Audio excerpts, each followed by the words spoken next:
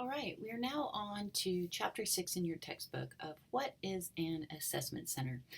This is actually something I'm very familiar with and is actually pretty cool.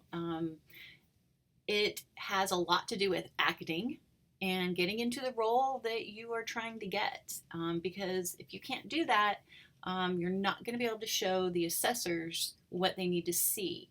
I had a wonderful friend that was an amazing officer that is now an amazing manager supervisor, but did not do well at assessment centers. Was just not well at that role playing. Well, did great at the job, but not at the role playing. So if you find yourself in that situation, you're going to have to know yourself and who you are, and work even harder to make sure you follow this chapter and its recommendations. Okay, so what is an assessment center? First of all, it was one attempt to better predict the future performance of a candidate because before the assessment centers, you pretty much had obviously the written test or an oral board and your physicals and your background check, but you never had a place where you could see how they would actually do. And sometimes there is a percentage of candidates that just could not make that transition from the black and white to the gray of actually doing the job. So even though this isn't perfect, it's not real life, it is another way to assess an individual. And when you have a whole bunch of different ways to assess, such as a written test and an oral board and a background and an assessment center, you start building a picture of that candidate. So it started getting really popular. It evaluates the performance based on a situational setting.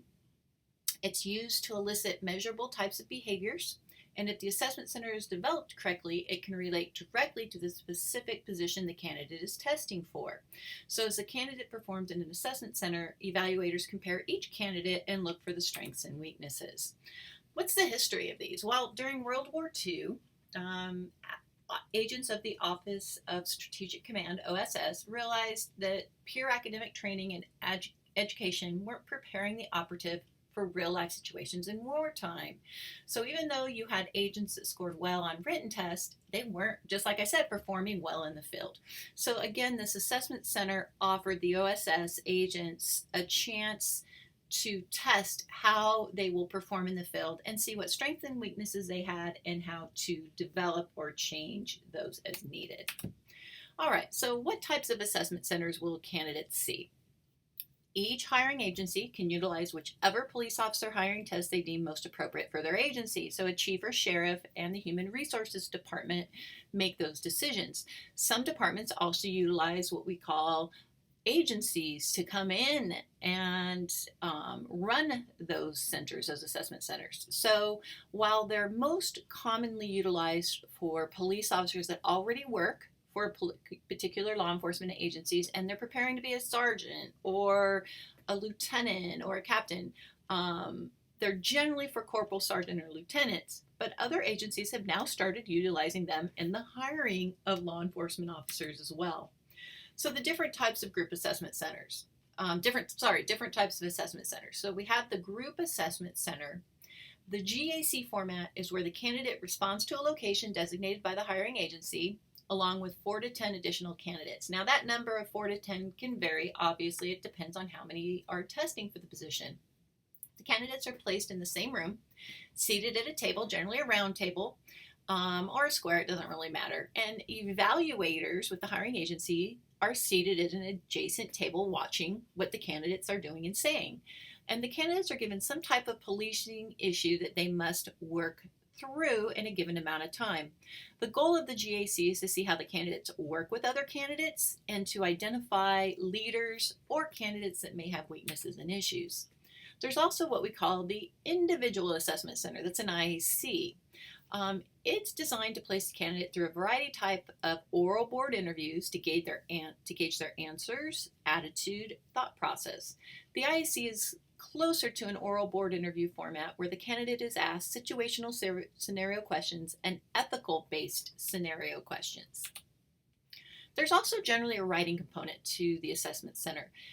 It can be utilized in a variety of ways. One way on the group assessment center is after the group assessment center, each candidate is asked to write an email to their supervisor about the results. So for example, During the GAC, the candidates may have been told to solve a crime issue. Everybody's leaving the garage door opens and we're having a lot of burglaries to people's garages. What are you going to do about it? And when you're done, email your lieutenant and let him know what your group decided to do. So they want to see how you write. How well do you sum up what actually occurred during the meeting? A second way is to include a writing component as a part of the individual assessment center process. The candidate's told about a current issue and they may have to write an email or other correspondence to their supervisor on how they would handle the issue. Okay, so how is it conducted? Again, for the group assessment center, you go into a room at the large meeting table with chairs. The candidates all sit around the table. The panel members are there, or the evaluators, and they sit and watch and evaluate the candidates as the assessment center goes on. For the individual assessment center, it's similar to an oral board interview setup. So see chapter 5 in this textbook, where there's one table with the candidate on one side of the table and 3 to 5 panel members on the other side asking questions. All right, so how to pass a group assessment center? Well, as you know, I really do like those acronyms, even though I think they're getting overused. It helps us remember. So for a group assessment center, I have what's called the CANTYL. And the CANTYL is, C stands for commitment and communication. So you have to be committed to the assessment center and you have to communicate. A, you have to act. If you don't act, it's kind of like my friend. They don't have anything to grade you on. And no negativity. I've done a lot of assessment centers and I've seen group members attacking other group members. Oh, that's not a good idea. Why would you say something so stupid? You don't ever want to be caught saying something like that. Instead, you might go, wow, that's an interesting thought. What do you think about this? Instead, team player. There's 3 things: team player, time management, and tools. So you have to be a team player working as a group. You have to make sure you always watch the time because they're always timed. And you have to make sure you use the tools at hand. So if you have a whiteboard in the room, utilize it. And finally, L, leader. You want to try to establish yourself as a leader. Now, you got to be careful because you don't want to be overbearing and egotistical. But sometimes if you are a good leader, it just comes out. All right, so we're going to go over each one of these: commitment and communication under the CANTYL of how to study for the assessment center. So again, the candidate must communicate and be committed to the role given. If the candidate does not communicate what they are thinking and do it positively, the evaluators will not have anything to evaluate the candidate on, and the candidate will fail. A, action. You're an actor. So in order to pass an assessment center, you must act. Yes, I said it, act. If you don't take on the role that's assigned, the candidate will fail. So if you're told you're a police officer that works for a hiring agency and there's an issue in the jurisdiction, and you come together to come up with suggestions on how to solve the issue, you have to pretend you're a police officer. You can't say, oh, if I ever get hired as a cop, you have to be like, okay, we're working this, I work patrol. And you have to work with the other police officer candidates in their roles to come up with a solution. You should always sit upright in your chair, be ready to participate in the discussion at all times. Don't slouch in your chair or display other various negative body language that I covered in chapter 5. N, the evaluators are looking for negative behaviors from the candidates. So again, if somebody brings up an idea you don't like, don't say that's an awful idea. Don't be argumentative, don't interrupt or be dismissive or talk over another candidate or be confrontational. Instead, be motivated, positive, genuine, care about the topic, give a compliment if another candidate gives a good suggestion, and so on.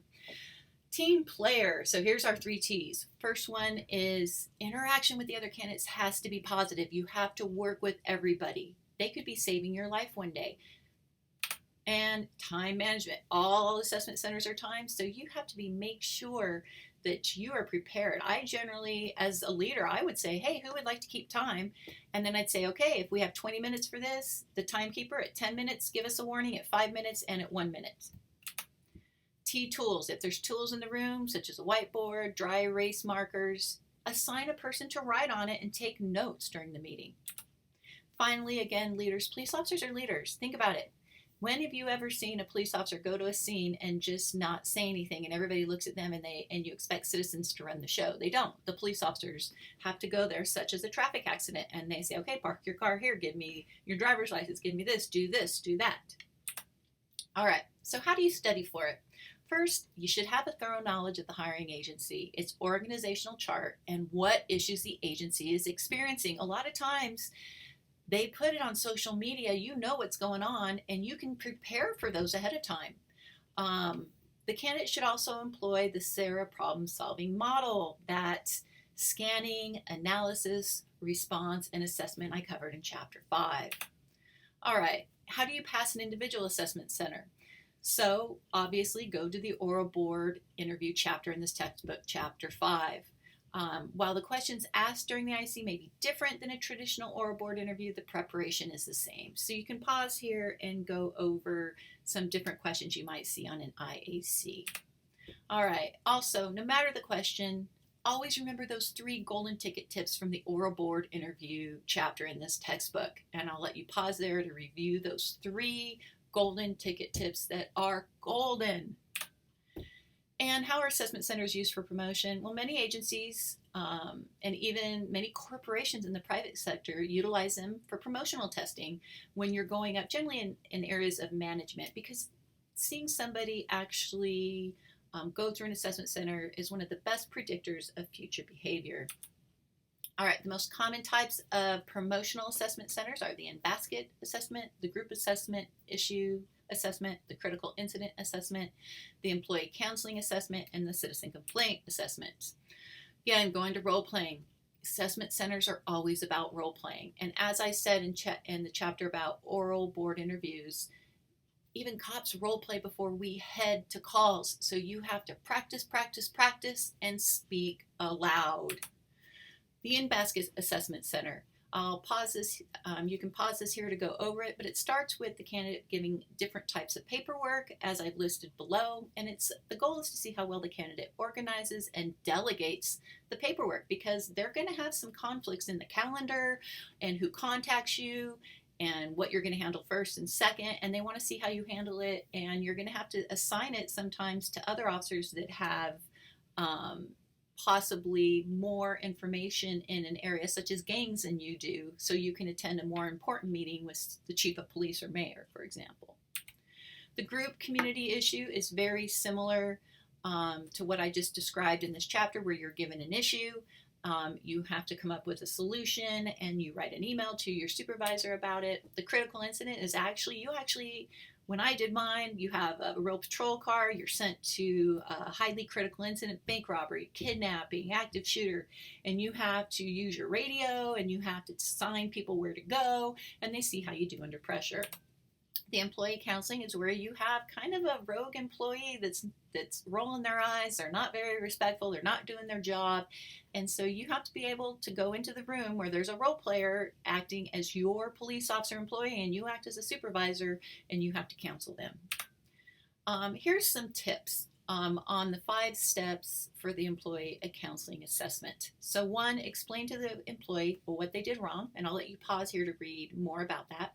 2, explain to the employee why it's wrong. 3, explain to the employee how to fix it.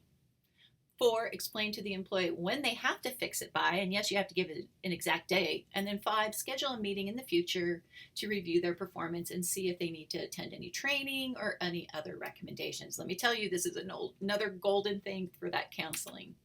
Citizen complaint, you have a citizen that wants to come in and generally complain on one of the officers, and so you have to listen to that citizen.